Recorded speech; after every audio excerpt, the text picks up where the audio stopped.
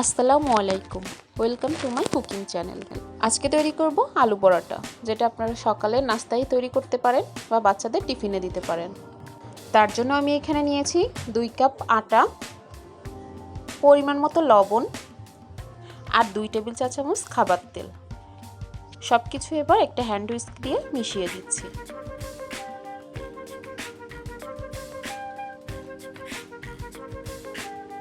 খুব ভালোভাবে মেশাবো। এখানে নিয়েছি আমি নরমাল তাপমাত্রার 1 কাপ পানি। পানিটা একবারে না দিয়ে অল্প অল্প করে একটা ডো তৈরি করব। হাতের সাহায্যে আটাটা ভালোভাবে মাখিয়ে নিব পানি দিয়ে। পরোটার ডোটা একেবারেই শক্ত হবে না, আবার একদমই নরম হবে না। এখানে আমার টোটাল 1 কাপ পানি লাগেনি, 1 কাপ থেকে কিছুটা পানি থেকে গেছে। ডোটা তৈরি হয়ে গেছে। আমি এখন ডোটা এক সাইডে 15 মিনিটের জন্য রেখে দিব, তাহলে আরো অনেকটা সফট হয়ে যাবে ডোটা।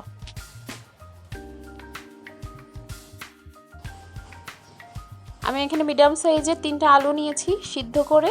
এখন একটা গ্রেটারের সাহায্যে আলুগুলো ভালো করে গ্রেট করে নিব। আপনারা চাইলে হাত দিয়েও চটকে নিতে পারেন।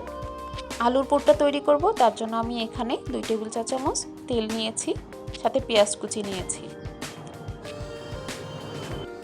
একটা কাঁচামরিচ কুচি করে নিয়েছি। এখন কাঁচামরিচ আর পেঁয়াজটা একটু ভেজে নিব সামান্য লবণ দিয়ে।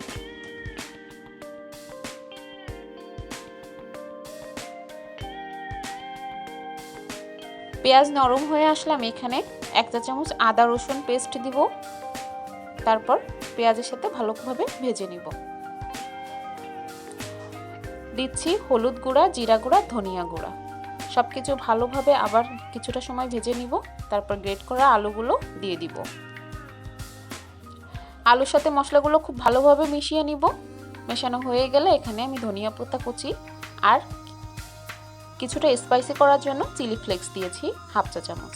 আর ভালোভাবে মিশিয়ে একটু ভাজা ভাজা করে নামিয়ে নিব। 15 মিনিট পরে ডোটা অনেকটা নরম হয়ে এসেছে। এখন বেশ একটু মোটা মোটা করেই রুটিগুলো বেলে নিব। তার জন্য মোটা মোটা করে ডো নিব। একই পরিমাণে আমি আলুর বল করে নিয়েছি।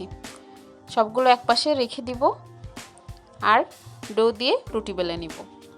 প্রথমে হাতের সাহায্যে চেপে চেপে এভাবে একটু বড় করে মাঝখানে আলুর পুরটা দিয়ে এভাবে হাত দিয়ে মুখ বন্ধ করে খুব ভালোভাবে বন্ধ করতে হবে, যেন আলুটা বের হয়ে না যায়। তারপর আবার হাতের সাহায্যে একটু চেপে চেপে স্প্রেড করে নিব, যাতে আলুটা সব পাশে একইভাবে পাওয়া যায়। কাজটা অবশ্যই হাত দিয়ে করবেন। তারপর বেলন দিয়ে হালকা চাপে বেলে নিব। বেশি চাপ দেওয়া যাবে না, তাহলে আলুর পুরগুলো বেরিয়ে যেতে পারে। একটি প্যান গরম করে নিয়েছি। প্যানের উপর তৈরি করা রুটিটা দিয়ে দিব। তারপর চুলার মিডিয়াম আঁচে এপাশ ওপাশ করে কিছুক্ষণ ভেজে নিব। 2 পাশ কিছুটা শক্ত হয়ে আসলে তেল দিয়ে দিব। তেল দেওয়ার সাথে সাথে অনেকটা ফুলে উঠবে। দেখতেই পাচ্ছেন কতটা ফুলে উঠেছে। চারপাশ ঘুরিয়ে ঘুরিয়ে এভাবে ভেজে নিব। খুব সাবধানে উল্টাতে হবে। এভাবে আমি 2 পাশ উল্টে পাল্টে খুব ভালোভাবে ভেজে নিয়েছি। আর একে একে আমি সব পরোটা এভাবেই ভেজে নিয়েছি। ব্যাস তৈরি হয়ে গেল আমার আলু পরোটা। এমন সহজ সহজ রেসিপি পেতে আমার সাথেই থাকবেন। ছুটির দিনে সকালের নাস্তায় এমন আলু পরোটা হলে তো কথাই নাই। এই পরোটাটা অনেক বেশি মজার হয়। আপনারা চাইলে এভাবে একবার হলেও তৈরি করতে পারেন।